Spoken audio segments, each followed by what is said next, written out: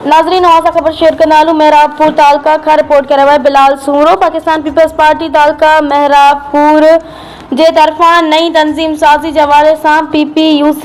जीअंदो राठौर जो general worker इजलास तालका सदर सैयद मोहम्मद आखिर शाह जी ज़र सदारत पीपल्स हाउस मौलिद नो हाजी ते थियो। इजलास में आयल मेहमानन के मेज़बानन तरफा अजरक पाराया विया। इजलास में तालका जनरल सेक्रेटरी ताहिर रज़ा नागराज, सिपाफ मरकजी अगवान पीर आकाश शाह,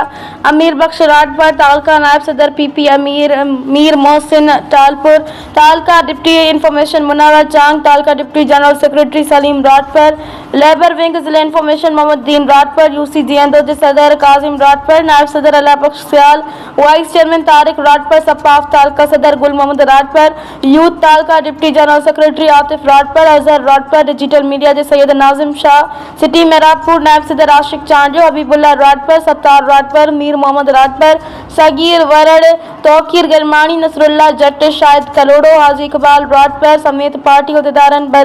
बल्दियाती नुमाइंदन